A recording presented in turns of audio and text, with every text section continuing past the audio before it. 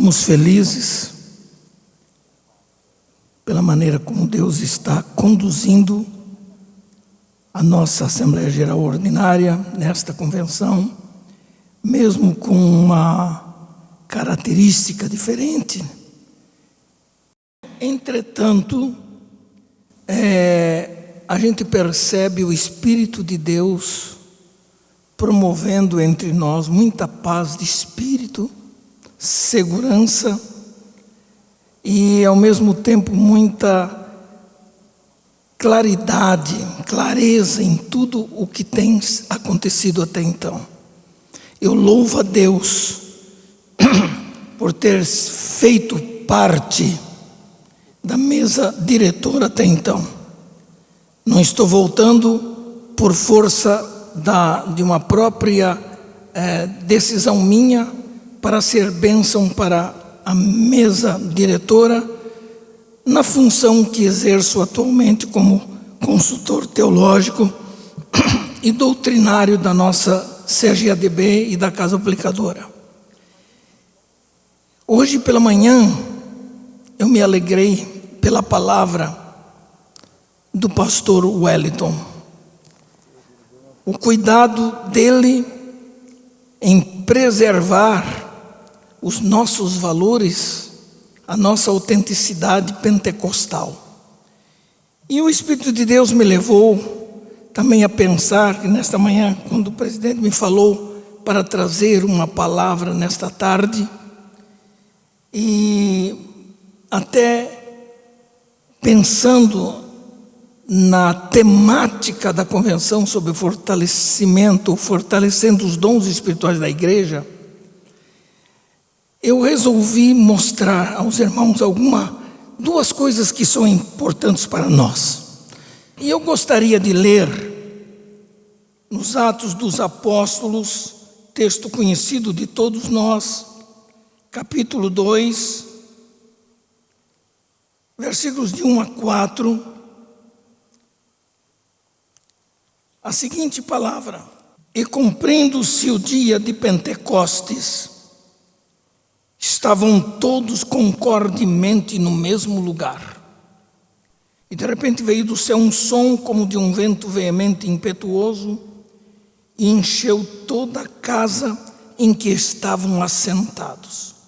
E foram vistas por eles línguas repartidas como que de fogo, as quais pousaram sobre cada um deles, e todos foram cheios do Espírito Santo, e começaram a falar noutras línguas, conforme o Espírito lhes concedia que falassem. Uma segunda leitura que acompanha o meu pensamento nessa manhã, nesta tarde, melhor dizendo, está em Efésios, no capítulo 1, nos versículos 3 e depois o versículo 7.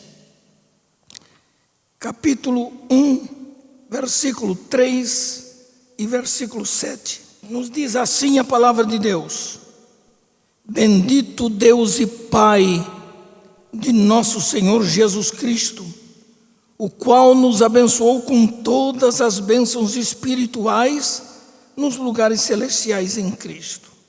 Versículo 7. Em quem temos a redenção pelo seu sangue, a remissão das ofensas, segundo as riquezas da sua graça. Nesta dupla leitura que fiz, duas palavras se sobressaem, que são as palavras sangue e fogo. E se fosse dar um título a isso aí, eu diria que sangue e fogo são símbolos vivos do nosso pentecostalismo, da Igreja de Jesus Cristo na atualidade. Esses dois elementos são os principais elementos sobre os quais, de fato, o cristianismo se fundamenta. São elementos vitais, sangue e fogo. E esses dois elementos evocam dois eventos fundamentais do cristianismo: o Calvário e o Pentecostes. São duas palavras-chave. São palavras chocantes, porque elas podem ser interpretadas até mesmo positiva ou negativamente. Nós todos sabemos que na natureza criada, sangue e fogo são elementos vitais que fazem parte da vida do ser humano, inevitavelmente. Adiantando um pouco, indo para o campo espiritual, a igreja do Senhor Jesus Cristo se dimensiona pela força desses dois elementos, que representam de fato vida, energia, luz e glória. E são esses dois elementos, ou melhor, sem estes dois elementos, a Igreja de Cristo não passaria de uma mera instituição humana e religiosa. Porque nessas duas palavrinhas estão impressas os dois maiores símbolos do cristianismo. Porque são símbolos que representam a força, o poder, a autoridade que move a igreja de Jesus Cristo na terra. E é bom que se diga que a igreja de Cristo, ela se dimensiona em milhares de células vivas que são os crentes espalhados em toda a terra. É glorioso saber, como ouvimos hoje, que lá no Japão os irmãos acompanhavam as nossas atividades convencionais hoje, mesmo com a diferença do fuso horário. Deixa-me dizer isto: cada igreja local, ela é identificada pela vida que ela demonstra através da pregação do Evangelho e até mesmo através do comportamento social dos crentes no mundo que vivemos. Os sinais que caracterizam uma igreja verdadeira, esses sinais são demonstrados por coisas como vida, energia, poder, movimento, glória e pela autoridade que ela deve exercer sobre o mundo que vivemos. Entretanto, todos somos obrigados a reconhecer e não fantasiar sobre fatos de que parece que o nosso cristianismo de hoje, um tanto combalido e até mesmo fraco, porque vem exibindo fraqueza e debilidade espiritual. E não podemos fugir à visão real que cada um de nós tem do que estamos vivendo aqui no próprio país que vivemos. Entretanto, no campo espiritual, sabemos também que algumas igrejas evangélicas agonizam, outras estão morrendo, dominadas pelo espírito modernista que vem roubando a espiritualidade da igreja, mas principalmente porque está faltando a essas igrejas que agonizam essas duas coisas: sangue e fogo. Sangue e fogo. Como igreja que somos, pentecostais, precisamos reconhecer que precisamos da renovação de nossas estruturas eclesiásticas e não permitir que a chama pentecostal seja apagada e nem deixar esfriar a eficácia do sangue de Jesus Cristo, que é um dos elementos fortes da pregação do Evangelho. Nós cremos na eficácia do sangue de Jesus Cristo para expiar os nossos pecados. Todos reconhecemos que precisamos renovar e restaurar a vitalidade da igreja, e algumas igrejas locais estão começando a se debilitar espiritualmente. Como um pregador que sou, que viajo o Brasil inteiro, me entristece e ao mesmo tempo me alegra quando vou a uma igreja autenticamente pentecostal, que mantém a pureza do evangelho, a simplicidade da pregação, fazendo com que os crentes se alegrem e que os dons espirituais ainda se manifestam. Mas me entristece em ver igrejas que já são dominadas pelo espírito calvinista, pelo espírito de algumas igrejas onde colocam os dons espirituais em relevo, em segundo plano, onde já não acontece mais nada, espiritualmente falando, porque são igrejas que esfriaram, pararam no tempo, se modernizaram de tal modo que a simplicidade do evangelho ficou sufocada por estas coisas. Queridos irmãos, nossos fundamentos teológicos precisam ser revitalizados com sangue e com fogo do Espírito Santo. O cristianismo de hoje não pode parecer um castelo ideológico de ideias velhas e de valor apenas históricos, como aconteceu com muitas igrejas evangélicas desde a mudança que aconteceu quando Martinho Lutero propôs essa mudança na vida da igreja. Nós precisamos nos conscientizar da força que temos e precisamos tirar aquela pecha de que a igreja está envelhecida, de que a igreja agora tem que se habituar à realidade moderna. O mundo, por outro lado, precisa saber que a igreja de Cristo, a autêntica igreja de Cristo, dos Atos dos Apóstolos, não a falsificada, ela está viva e livre para cumprir a sua missão na terra.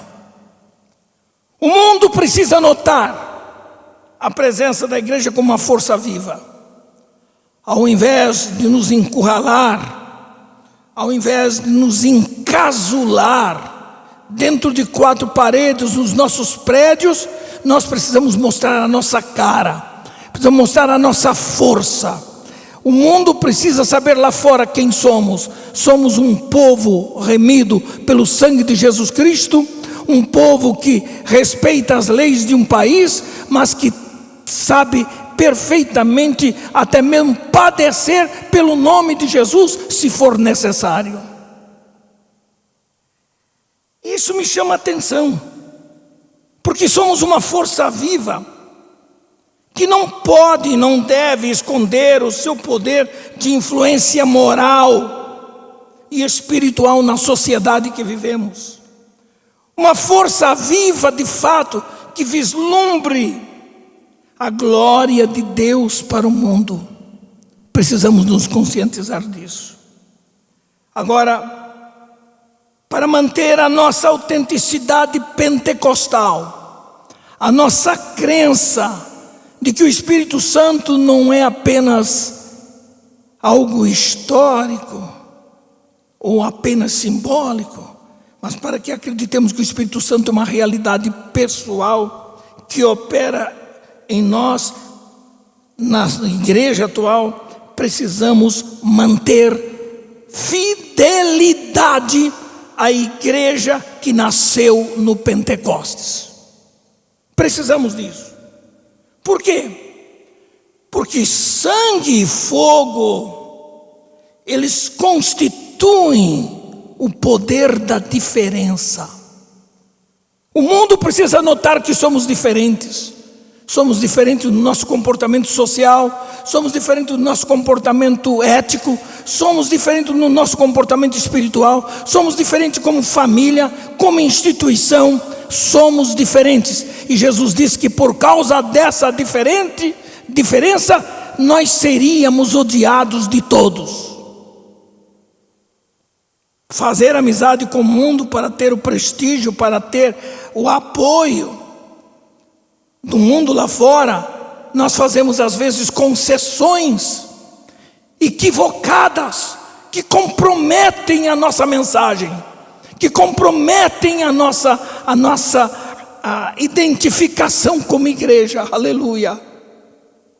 Eu tenho sido, ao longo da minha vida, com as minhas limitações, alguém que se preocupa com a manutenção dos nossos valores pentecostais.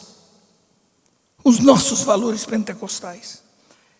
É por isso que eu diria que enquanto o sangue de Jesus Cristo correr nas veias do nosso pentecostalismo, nenhum espírito de morte irá nos ameaçar.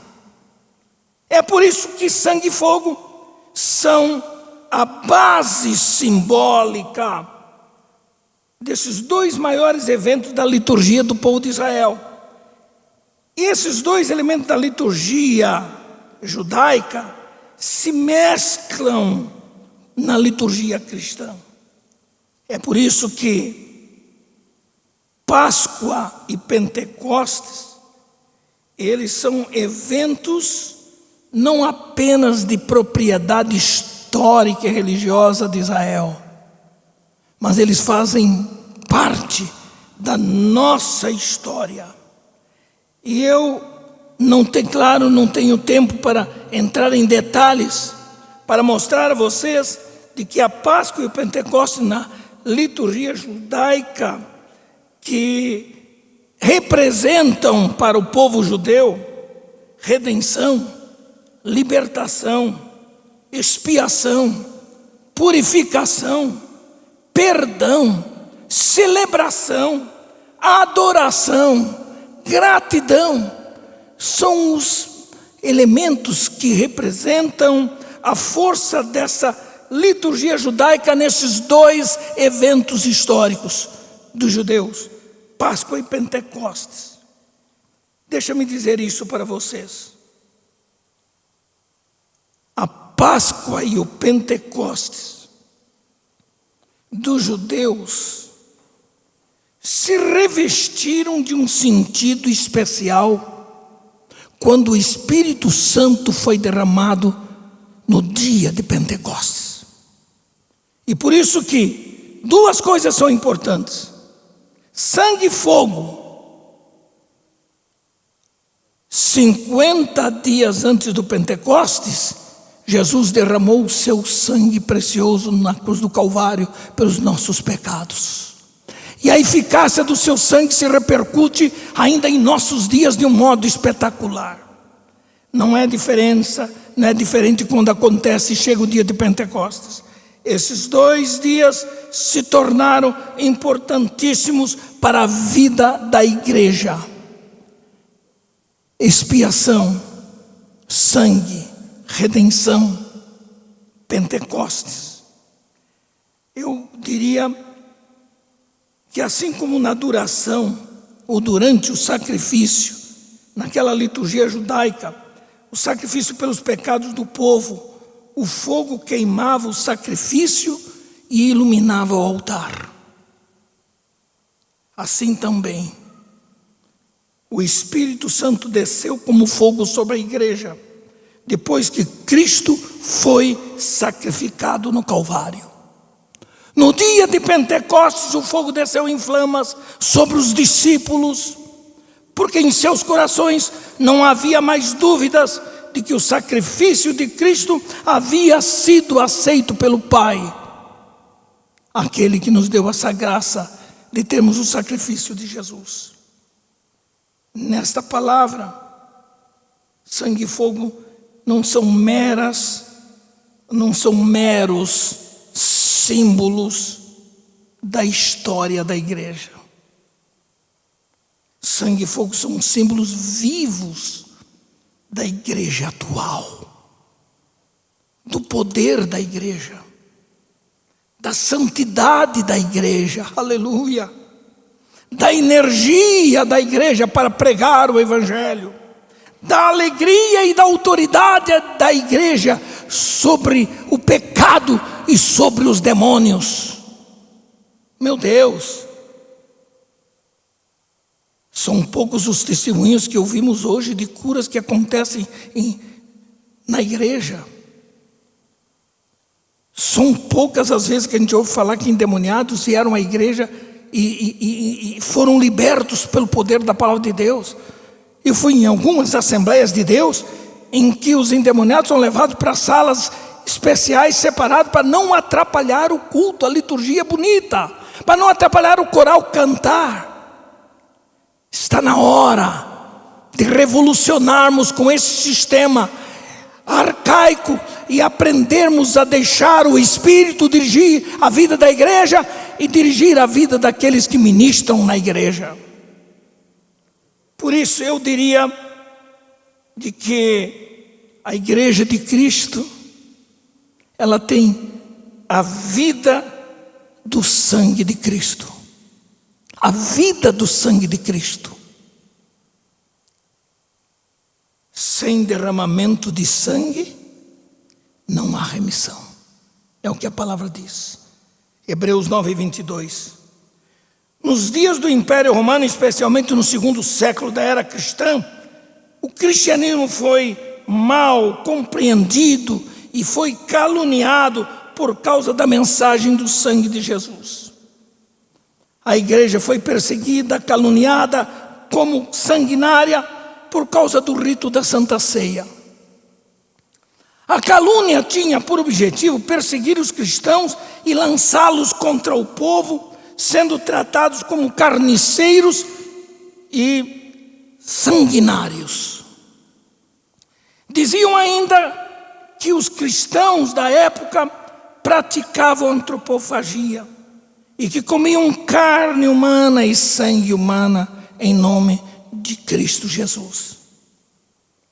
Porque as palavras de Jesus na última ceia com os discípulos foram tão fortes e simbólicas, quando ele disse: a minha carne verdadeiramente é comida e o meu sangue verdadeiramente é bebida. Entretanto, a má compreensão dessa simbologia fez com que a perseguição atroz do império na época parecia não ser suficiente para deter de fato a vida e a força da igreja de Cristo na terra.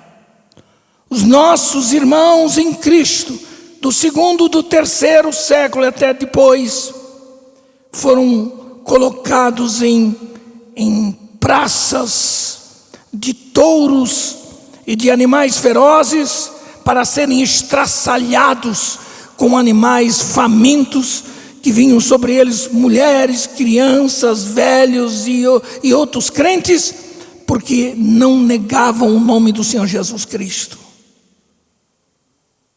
Deixa-me dizer somente o seguinte: o tempo dos sacrifícios já passou. A igreja não precisa mais sacrificar animais inocentes. Por quê? Porque a igreja tem o seu Cordeiro eterno, que foi imolado uma vez por todas e expiou a nossa culpa, Jesus Cristo.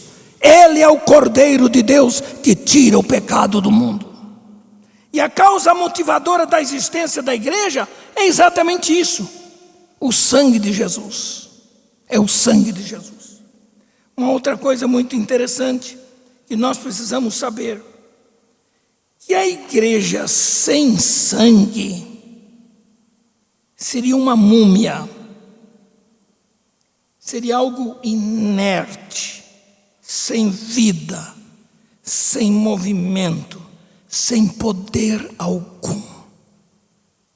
O poder que rejuvenesce a igreja ainda é o sangue de Jesus. Me permitam uma crítica construtiva. Por que não se prega mais sobre a eficácia do sangue de Jesus na igreja? Por que não se prega mais sobre a morte expiatória de Cristo no Calvário? Por quê? Está na hora de nós voltarmos às nossas origens, porque sabemos que o poder que aproxima o homem a Deus ainda é o que Paulo disse aos Filipenses capítulo 2 e 13, quando diz: mas agora em Cristo, vós que antes estáveis longe, pelo seu sangue chegastes perto. Portanto, sabemos que o acesso à presença de Deus foi aberto, porque o véu que bloqueava a entrada dos pecadores à presença de Deus no templo ou no tabernáculo foi rasgada de cima para baixo. Podemos chegar na sala do trono hoje e experimentar a santidade de Deus por causa do poder do sangue de Jesus Cristo. Aleluia! É pelo sangue que todo pensamento lascivo é extirpado. Precisamos manter esse cristianismo de sangue, sem nos envergonhar disso. Porque não precisamos matar nada e ninguém. Porque o sangue de Jesus, o sangue eterno, foi uma vez derramado e mantém a sua eficácia até os dias de hoje. O sangue de Jesus, o sangue de Jesus. Para terminar, a igreja de Cristo não tem apenas a vida do sangue. A igreja de Cristo, ela tem a energia do fogo. O texto que nós lemos em Atos dos Apóstolos mostra que o fogo na vida da igreja tem uma simbologia especial de energia, de brilho, de purificação, de iluminação, de glória, de poder, de autoridade. Eu gosto da palavra que está lá em Levítico 6,13, que diz assim: o fogo arderá sobre o altar, não se apagará. O nascimento da igreja foi marcado pela presença visível também das flamas de fogo sobre as cabeças dos discípulos naquele dia. E essas flamas especiais davam um sentido especial àquela grande reunião, porque iluminavam as cabeças e atraíam as pessoas de fora por aquele cenáculo. Eu nunca me esqueço, quando menino, na cidade de Rio do Sul, Santa Catarina, coração do estado, nós fizemos a igreja, sob o pastorado de meu pai, pastor Osmar Cabral. Nós fizemos uma viagem a Blumenau para uma visita com a orquestra da igreja. A nossa orquestra tocou, cantou, mas tínhamos que terminar o trabalho pela manhã, porque à tarde teríamos que pegar o trem. Ainda existia a estrada de ferro lá nesse período. E o meu pai alugou um vagão inteiro de passageiros para nosso povo, nossa igreja. E na volta, os irmãos, ainda maravilhados com tudo que Deus havia feito no culto, começaram a chorar, a falar em línguas, se alegrar. Irmãos, incendiou espiritualmente, a ponto de chamar a atenção.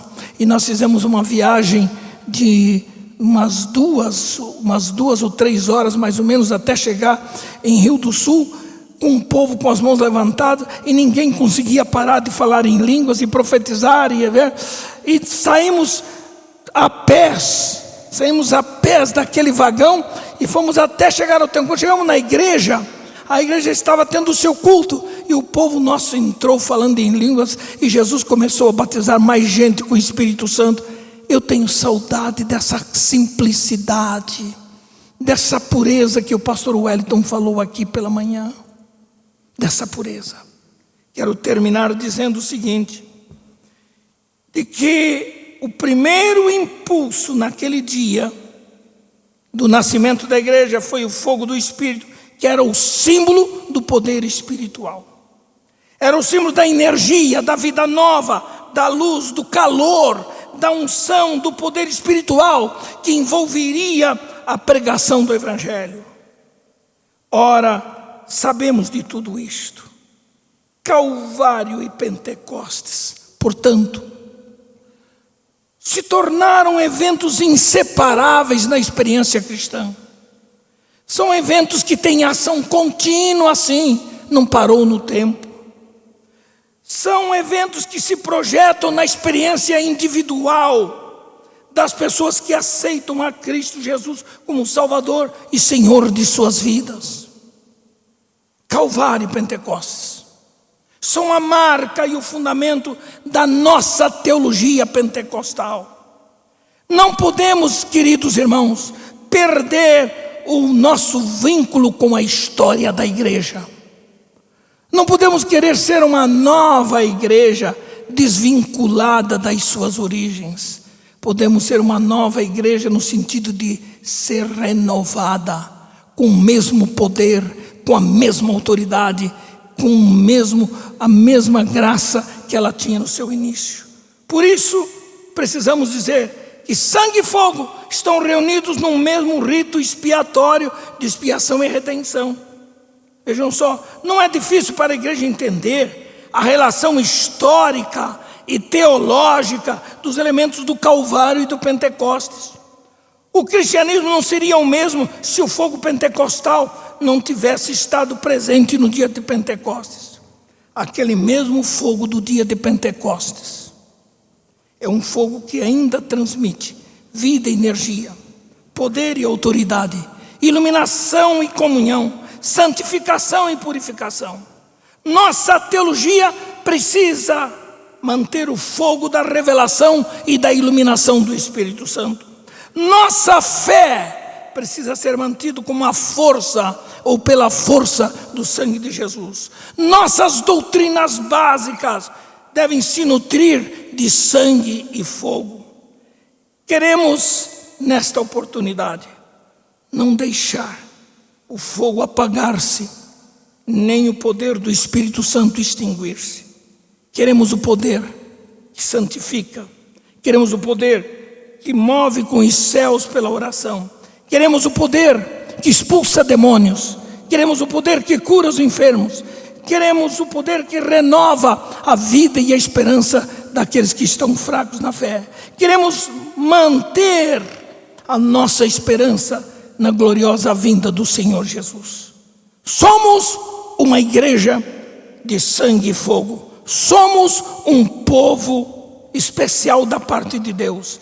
Cremos na eficácia do sangue de Jesus e cremos que Jesus ainda batiza com o Espírito Santo, com a evidência física do falar em outras línguas.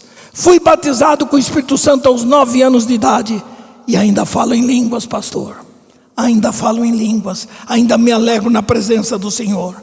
Que Deus abençoe, que essa reflexão seja de bênção para todos os líderes que aqui estão presentes, em nome do Senhor Jesus. Muito obrigado pela oportunidade de transmitir, e eu agradeço ao presidente pastor Wellington Júnior nessa oportunidade. Amém.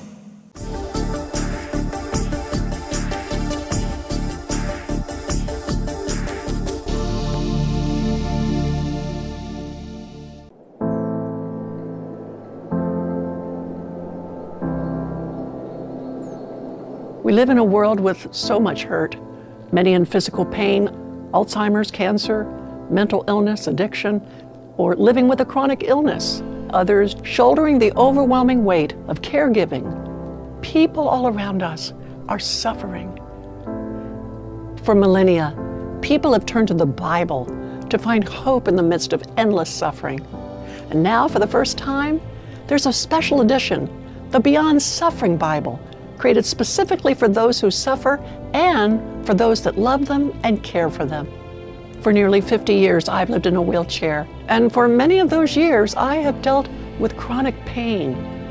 I understand the heartbreak, the isolation, and the anguish, but I also know the joy that can come even in life's darkest hours. The Beyond Suffering Bible helps us grasp that God is near, with study notes, special features, devotionals, and profiles of others who have valiantly faced suffering.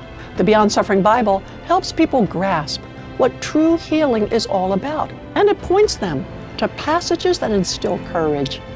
God is good, no matter how harsh the suffering. Where struggles seem endless, God's hope is infinite. And the Beyond Suffering Bible highlights this wonderful truth.